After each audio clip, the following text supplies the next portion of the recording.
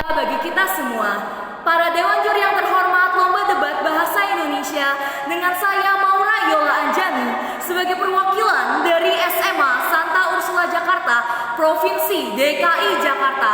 Dan izinkan saya pada hari ini untuk memaparkan argumen yang telah saya rancang mengenai mosi Dewan ini melarang sekolah untuk mengeluarkan siswa yang melakukan pelanggaran berat seperti perundungan maupun narkoba.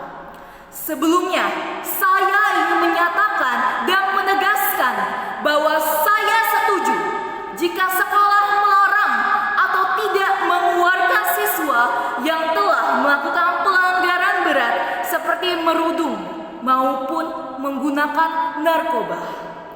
Sebelumnya, mari kita lihat di sekeliling kita di Indonesia.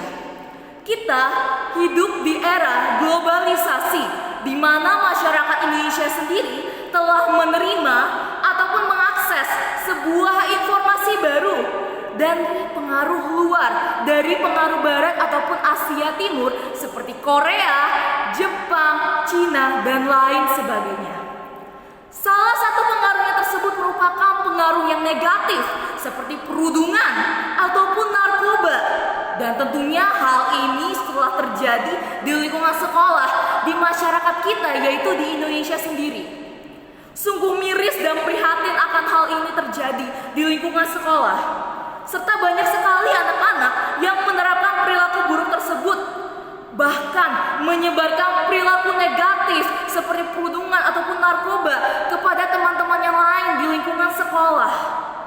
Mari kita pikirkan, mari kita tanyakan.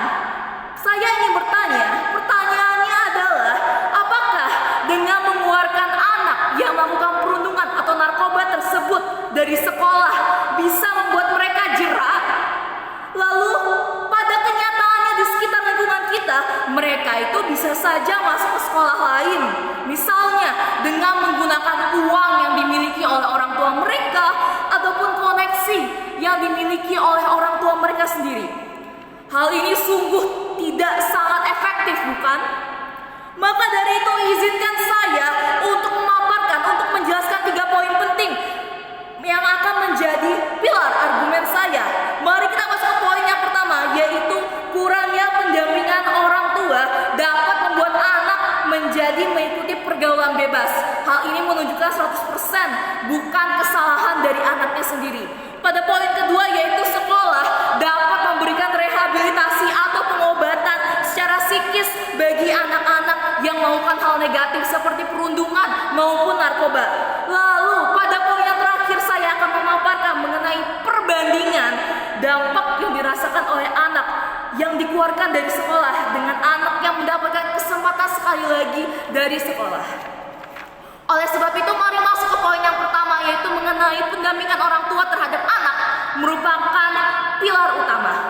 Mari kita lihat teman-teman dan para hadirin sekalian, para dewan juri, jika anak telah memasuki usia remaja dan telah memiliki media sosial, maka sudah sepantasnya orang tua memberikan pendampingan dan menjauhkan hal-hal negatif, hal-hal yang buruk dari media sosial supaya tidak terpaparkan kepada anak.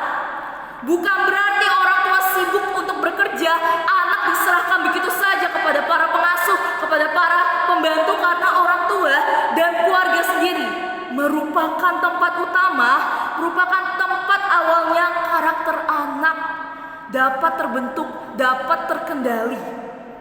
Jika anak melakukan perundungan di sekolah, hal ini bisa saja disebabkan oleh orang tua yang tidak memberikan perhatian lebih kepada anak. Orang tua tidak peduli, orang tua tidak memberikan perhatian kepada anak. Yang penting anaknya masih bisa hidup, masih bisa sekolah, dan masih bisa makan. Selain itu, anak juga sering mengalami pengabaian oleh orang tuanya sendiri. Oleh karena itu, anak melakukan perundungan ataupun memakai narkoba untuk melampiaskan amarah mereka dan mengurangi rasa stres yang mereka alami di rumah. Jadi hal ini menyimpulkan bukan 100% salah sang anak, namun orang tua juga berpengaruh. Mari kita masuk pada poin kedua, yaitu sekolah dapat memberikan rehabilitasi atau pengobatan secara psikis.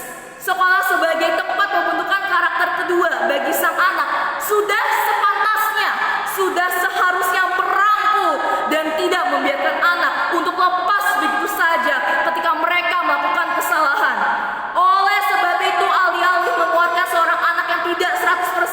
salah tidak akan membuat mereka lebih baik di masa depan.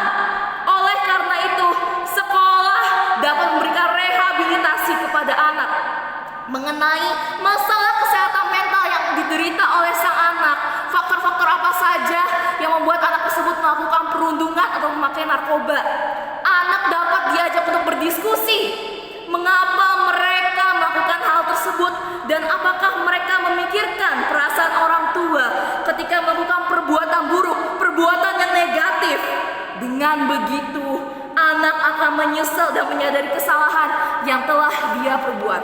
Lalu kita masuk pada poin terakhir atau poin ketiga, yaitu perbandingan anak yang dikeluarkan dan anak yang dirangkul kembali.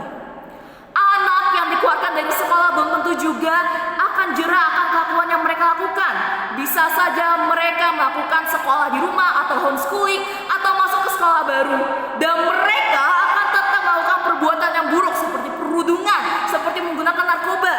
Sementara itu, anak melakukan rehabilitasi akan diajak berdiskusi dan dari sekolah ataupun psikolog dapat menyadarkan diri anak mereka secara lebih baik-baik karena tindakan yang mereka lakukan tidaklah benar. Sekolah juga dapat menelusuri terlebih dahulu faktor apa saja yang menyebabkan murid mereka menjadi seperti itu.